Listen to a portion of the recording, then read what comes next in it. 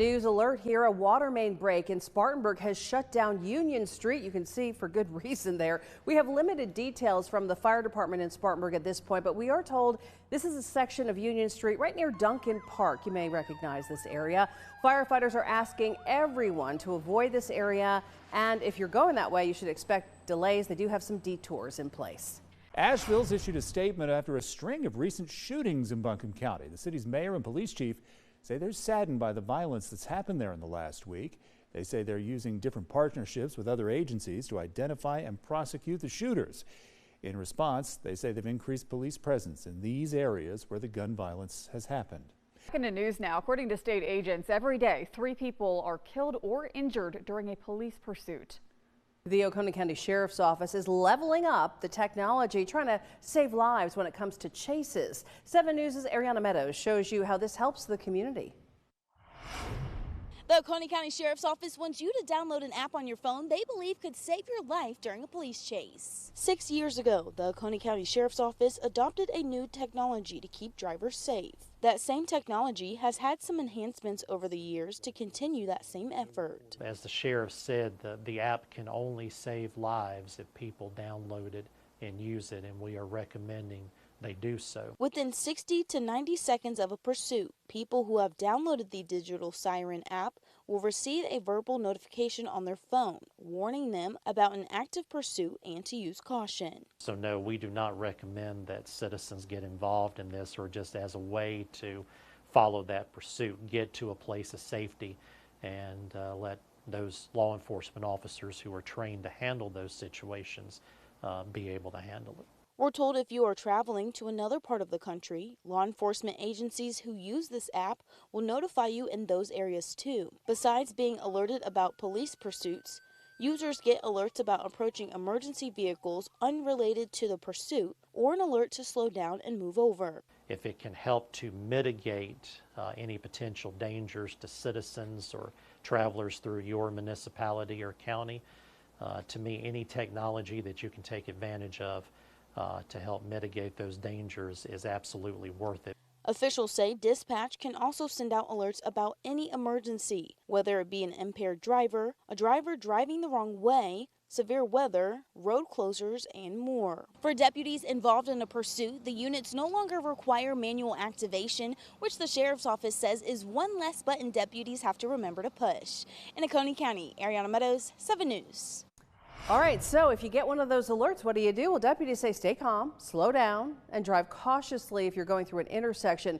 If you can, pull over to a nearby business parking lot or something until all the vehicles involved have passed. Multiple new businesses opening, Whataburger, Aldi, all kinds of stuff. There's more traffic than ever on Highway 290 in Duncan. 7 News' Julia Keener checked in with the police about how they're handling all the congestion. As the area around Highway 290 continues to welcome new stores and restaurants, law enforcement says they're watching closely for any growing pains that come with the development.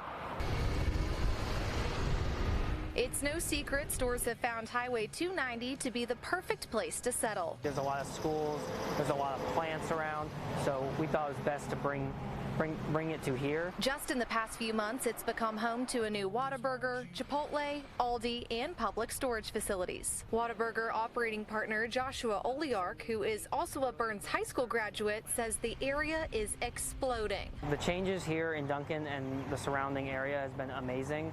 All the different businesses, the housing has come in. We have a lot of new residents coming into the area, so it's been a big change. But Captain Jeremy Bird with Duncan PD says they're ready for it. We're staying on top of it. We are always planning for the future. I mean, I think that's what you have to do, and we're going to keep our foot on the gas as far as requesting additional personnel to meet the demands of what the citizens of Duncan and the visitors that are coming through here expect of us. He says the department is already working with the town administrator and council to plan for future needs. They recognize it, we recognize it, and we're planning for additional personnel to put on the road to provide those services to everybody that's coming to the town, visitors included. And while new businesses have brought more traffic and some congestion, the good news is it hasn't led to more crashes. I have seen a reduction in crashes at the 290 and 85 interchange with the redesign of the bridge. that has significantly reduced our collisions in that area. Bird says he believes this area will continue to grow rapidly with no peak in sight. We're going to stay vigilant. We're going to stay task-oriented and focused on providing the services that people of Duncan and the visitors that come through here deserve and expect of us. In Duncan, Julia Keener, 7 News. Captain Bird also says as people navigate the growing pains, practice your patience, give yourself extra time to get place to place. Underway in Columbia, South Carolina's Attorney General asking a judge to dismiss a lawsuit filed by the state's NAACP challenging how race and gender are taught in our public schools. State House reporter Caroline Yaffe explains the case and what happens next. This case is about a one-year rule that creates guidelines for how teachers can talk about race and sex.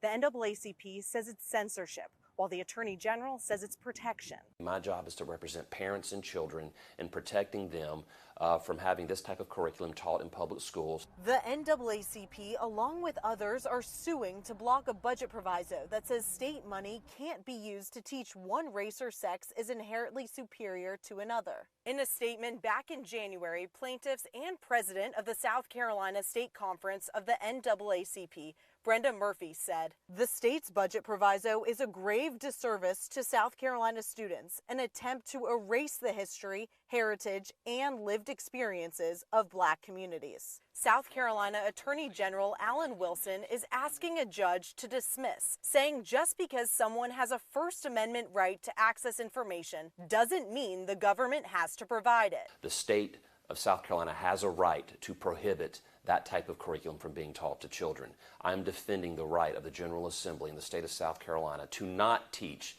racially or sexually divisive curriculum to students. House Minority Leader Todd Rutherford is a lawyer representing this case for the NAACP. He voted for the budget as a whole, with this proviso in it. A lot in the budget, and you can't just vote against the budget for one little thing. You could, but those are ideologues, and that never goes anywhere. Wilson and Rutherford say for different reasons, representing this is a no-brainer. We need to get out of this woke, leftist, ideological indoctrination that so many people are trying to push on our children. To suggest that whitewashing history is the way that we should go has to be stopped. And if a lawsuit is the way to do it, then so be it. Wilson is working with 16 other state attorney generals in defending this law. In Caroline Yaffe, 7 News. We reached out to the NAACP for comment about that motion. We have yet to hear back. A judge should hear arguments in the case next Thursday in Columbia. We continue rolling out our interviews with all of the candidates hoping to be the next sheriff of Spartanburg County. We're highlighting former Deputy Andy Clark this time as he joins our Gordon Dill for a conversation about why Clark feels he would be the best choice. Clark has worked the roads, investigations, and on the administrative side in his years with the sheriff's office. He says he knows voters are ready for a change.